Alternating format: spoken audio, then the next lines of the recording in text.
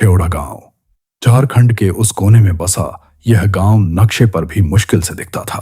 चारों तरफ घने जंगल, एक ओर बहती थी छोटी सी नदी और गांव के बीचों बीच था पुराना पीपल का पेड़। उस पीपल के नीचे एक टूटा सा मंदिर था जहां अब कोई पूजा नहीं करता था। गांव में 300 से ज्यादा लोग रहते थे, सब किसान। सुबह उठना, खेतों पर जाना, शाम को लौटना, खाना खाना और सो जाना, यही उनकी जिंदगी थी। बस एक अलग बात थी, कोई भी सूरज डूबने के बाद घर से बाहर नहीं निकलता था, कभी नहीं। बच्चे भी शाम ढलते ही अपने घरों में दुबक जाते थे। औरतें आंगन में चूल्हा जलाती पर दरवाजे बंद रखती। मर्द लाठी लेकर दरवाजे के पास बैठते। यह परंपरा सालों से चली आ रही थी। क्यों? क्योंकि शेवड़ा में एक भूत था। कोई आम भूत नहीं, बहुत पुराना, बहुत खूंखार। गांव के बुजुर्ग कहते थे कि यह भूत यहां उनके दादा परदादा के जमाने से है। कोई उसे शेवड़ा वाली कहता था, कोई काली माई, तो कोई बस वह। पर कोई भी उसके बारे में खुलकर बात नहीं करता था। मुन्ना गांव का ही एक लड़का था, 20 साल का। पढ़ाई छोड़कर खेती में हाथ बटाता था।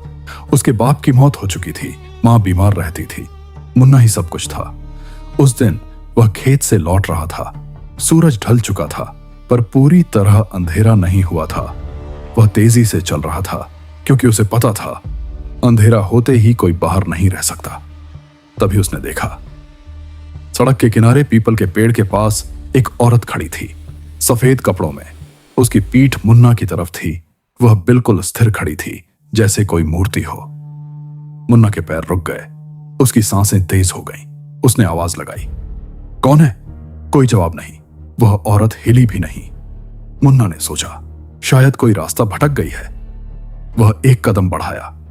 औरत अब भी वहीं खड़ी थी। उसके लंबे बाल हवा में लहरा रहे थे, पर हवा तो चल नहीं रही थी। मुन्ना ने फिर पुकारा, अम्मा, अंधेरा हो रहा है, यहां मत रुको। और तब वह औरत धीरे धीरे मुड़ी, बहुत धीरे, बहुत धीरे, जैसे उसकी गर्दन में हड्डियां ना हो। मुन्ना ने उसका चेहरा देखा और वह चीख उठा। वह चेहरा, उस पर कोई नाक नहीं थी, कोई होंठ नहीं थे, सिर्फ 2 आंखें थीं, काली, बिल्कुल काली, और एक मुंह जो बहुत बड़ा था, बहुत चौड़ा, और उसमें से खून टपक रहा था। मुन्ना भागा, जितनी तेज भाग सकता था भागा। वह घर पहुंचा, दरवाजा बंद किया और दीवार से सटकर बैठ गया। उसकी सांसें नहीं रुक रही थीं, उसका पूरा शरीर कांप रहा था। मां ने पूछा, क्या हुआ बेटा? मुन्ना कुछ नहीं बोल सका। उस रात उसे नींद नहीं आई। वह दरवाजे की तरफ देखता रहा, डरता रहा कि कहीं वह दरवाजा खुल ना जाए। सुबह हुई तो उसने बुजुर्गों को बताया। उनके चेहरे सफेद पड़ गए। तूने उसे देखा पीपल के पास? हाँ काका। बुजुर्ग ने गहरी सांस ली। अब बड़ी मुसीबत आएगी। वह 50 साल में एक बार दिखती है, और जब दिखती है तो किसी न किसी को लेकर ही जाती है। मुन्ना के रोंगटे खड़े हो गए। काका, वह कौन है? बुजुर्ग ने उसे पीपल के पेड़ की तरफ देखा, फिर बोले, वह शेवड़ा का भूत है और उसकी कहानी बहुत पुरानी है। अगले 3 दिन तक कुछ नहीं हुआ। मुन्ना धीरे धीरे सामान्य होने लगा। उसने सोचा, शायद वह सिर्फ एक दृश्य था जो उसने देखा, शायद उसकी आंखों ने धोखा दिया, शायद। पर चौथी रात को उसकी मां चीखी। मुन्ना उठा। उसने देखा, मां आंगन में खड़ी थी, एक जगह घूर रही थी। उसकी आंखें फैली हुई थीं और वह कांप रही थी। मां, क्या हुआ? मां ने दीवार की तरफ इशारा किया। मुन्ना ने देखा, दीवार पर किसी ने लिखा था, खून से, लाल गाढ़ा खून। मुन्ना, मैं आ रही हूं। मुन्ना को लगा जैसे उसके पैरों तले जमीन खिसक गई। उसने वह लिखावट मिटाने की कोशिश की, पर खून और फैल गया। वह दीवार पर और गहरा होता गया, और फिर जैसे लिखा ही न गया हो, वह अक्षर खुद ब खुद बदलने लगे। अब वहां लिखा था, 3 दिन। मुन्ना की मां बेहोश हो गई। अगले दिन गांव में हलचल मच गई। लोग मुन्ना के घर के बाहर जमा हो गए। सब डरे हुए थे। बुजुर्गों ने सलाह दी, मुन्ना को कुछ दिनों के लिए गांव छोड़ देना चाहिए, शहर चला जाए, जब तक यह सब शांत न हो जाए। मुन्ना तैयार हो गया। उसने बस्ता उठाया, मां से विदा ली और शहर जाने के लिए निकल पड़ा। पर वह गांव की सीमा पार नहीं कर पाया। सीमा पर खड़ा था वह पीपल का पेड़, और उसके नीचे वह औरत खड़ी थी, सफेद कपड़ों में। उसकी पीठ मुन्ना की तरफ थी। मुन्ना रुक गया। उसका दिल जोर जोर से धड़क रहा था। पसीने से उसके कपड़े भीग गए। वह पीछे हटा, भागा वापस गांव की तरफ। उस दिन से वह औरत हर जगह दिखने लगी, कभी खेत में, कभी कुएं के पास, कभी मुन्ना के घर की छत पर, कभी उसके सपनों में। हर रात, हर बार वही सफेद कपड़े, वही पीठ, वही अजीब सी खड़ी रहने की अदा। 5वीं रात को मुन्ना की मां नहीं मिली। वह सुबह उठा तो मां का बिस्तर खाली था।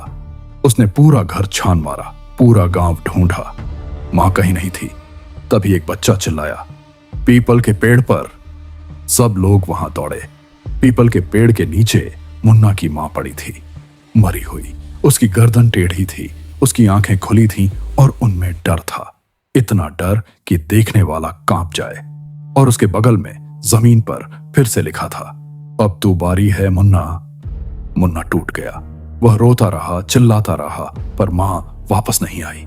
गांव वालों ने अंतिम संस्कार किया। कोई मुन्ना के पास नहीं आ रहा था। सब डरते थे कि कहीं वह भूत उन्हें भी न पकड़ ले। मुन्ना अकेला रह गया, पूरी तरह अकेला।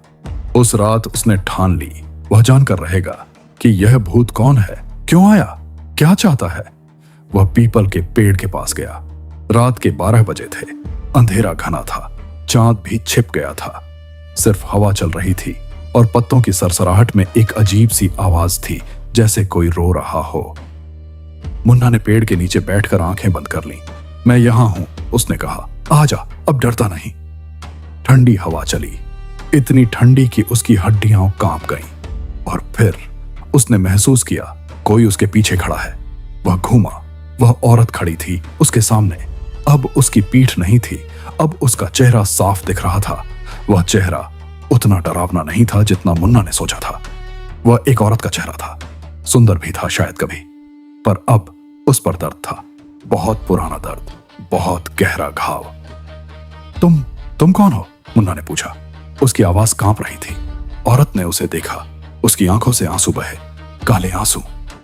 तू मुझे नहीं पहचानता? उसने कहा। उसकी आवाज बहुत धीमी थी, बहुत दर्द भरी। मैं तेरी दादी हूं।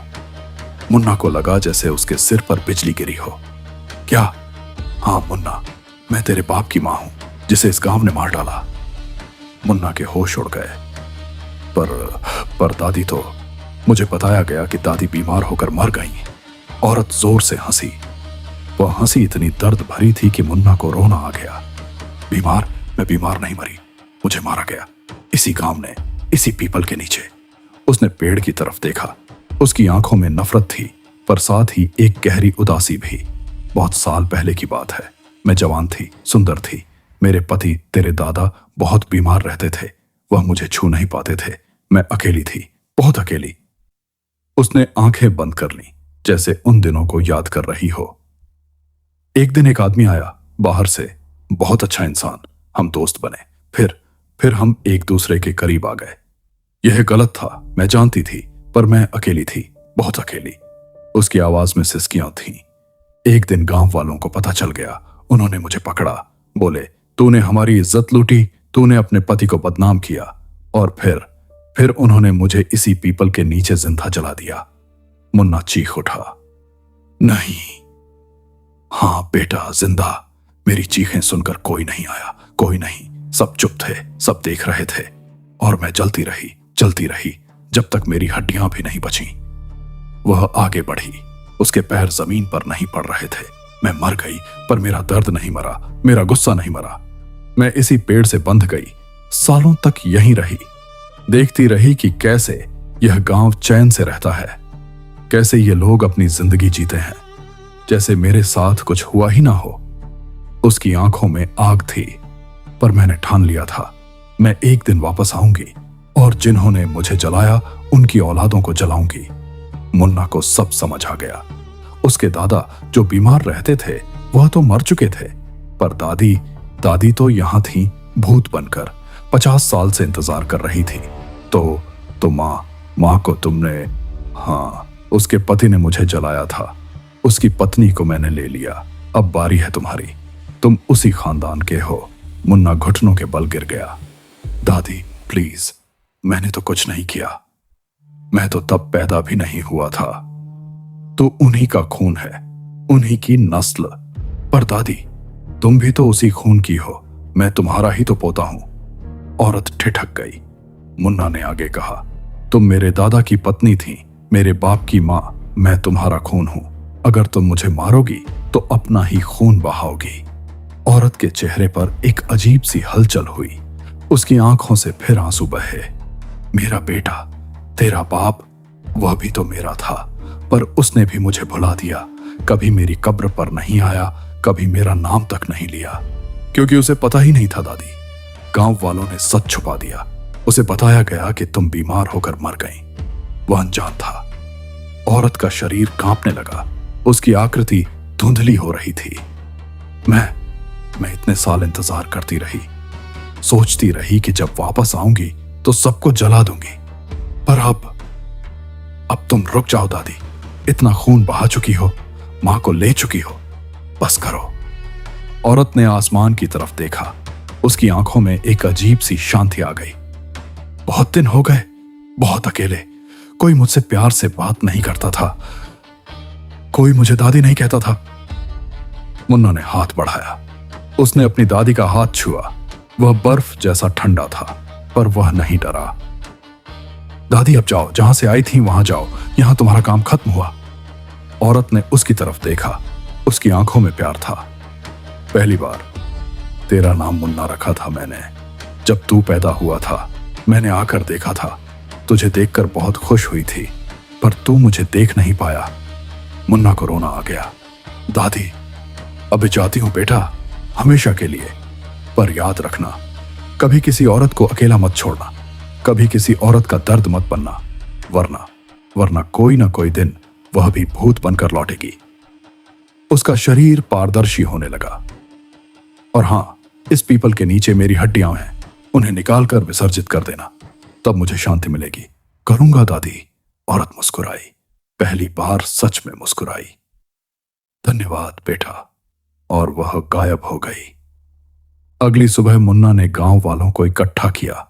उसने सब कुछ बताया, दादी की कहानी, उनका दर्द, उनका बदला और उनकी हड्डियों के बारे में। गांव वाले पहले डरे, फिर शर्मिंदा हुए, फिर पश्चाताप किया। बुजुर्गों ने स्वीकार किया कि सच छुपाया गया था। उन्होंने मुन्ना से माफी मांगी। मुन्ना ने गांव वालों के साथ मिलकर पीपल के नीचे खुदाई की। उन्हें हड्डियां मिली, 50 साल पुरानी। उनका विधिवत अंतिम संस्कार किया गया। नदी के किनारे राख बहाई गई। पंडित जी ने पूजा की।